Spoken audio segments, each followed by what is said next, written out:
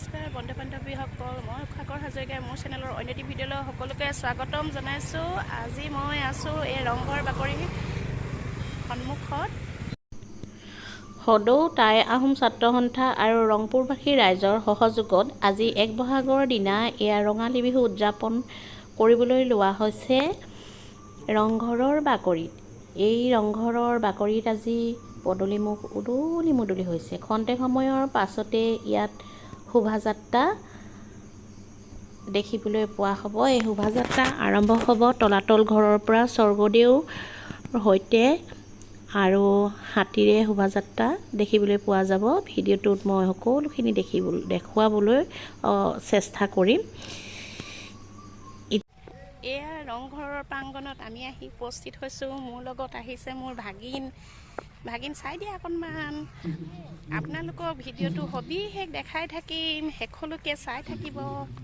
আহকচোন, মই প্ৰাংগণত প্ৰৱেশ কৰিবলৈ গৈ আছোঁ। সকলোখিনি দেখাম ভিডিঅ'টোত।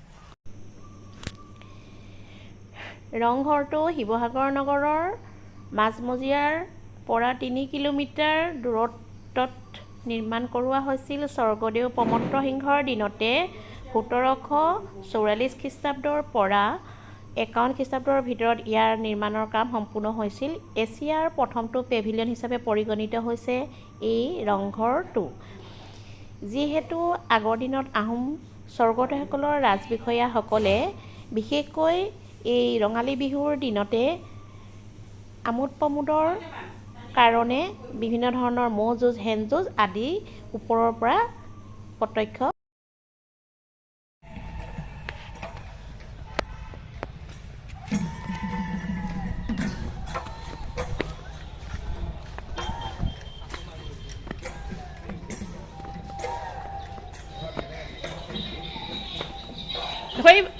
আঙুন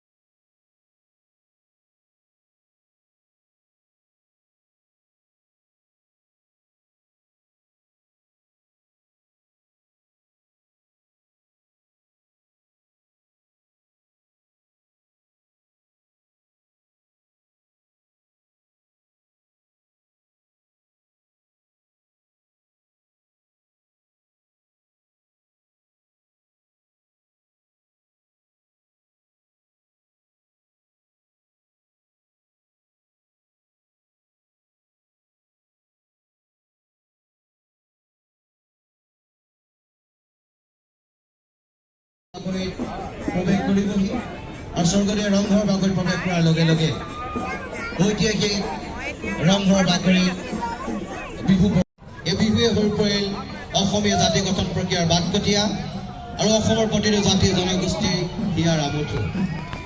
যি বিহুক লৈ আমি গৌৰৱ কৰোঁ, যি বিহুক লৈ স্বাভিমানী অসমীয়া বিশ্ব দৰবাৰত নিজে এক অসমীয়া বুলি কৈ বুকুখন ফুলাই থাকিব পৰা পৰিৱেশ ৰচনা হয়। সেই ঐতিহাসিক ৰংঘৰ বাকৰিত আজি উদুলি মুদলি পৰিৱেশ। প্ৰতিকে স্বৰ্গদেউ ইতিমধ্যে আহি ৰংঘৰ বাকৰিত প্ৰৱেশ কৰিছেহি। অলপ সময়ৰ পাছতেই ৰংঘৰৰ উচ্চ দিৱাৰৰ পৰা তেখেতে বিহু আৰম্ভ কৰিব লাগে বুলি এটা বাৰ্তা দিব সমগ্ৰ অসমবাসী ৰাইজক। আৰু তেখেতে বাৰ্তা দিয়াৰ লগে লগেই এই ঐতিহাসিক ৰংঘৰ বাকৰিত বিহুৱে এক আনন্দময় পৰিৱেশৰ ৰচনা কৰিব।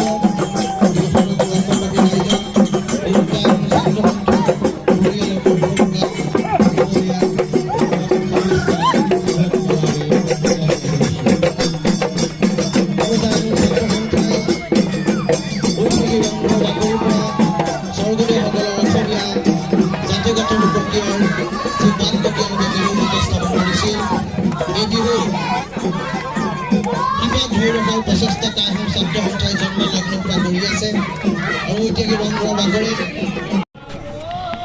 এয়া হ'ল বয়োজ্যেষ্ঠসকলৰ বিহু। ইয়াতে মতা নাচনিও আছিলে।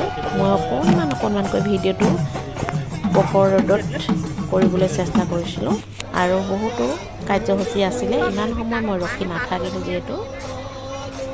ইয়াকে কৈ আজি মোৰ ভিডিঅ'টো সামৰিবলৈ গৈ আছোঁ। আকৌ এটা নতুন ভিডিঅ'লৈ আপোনালোকৰ ওচৰত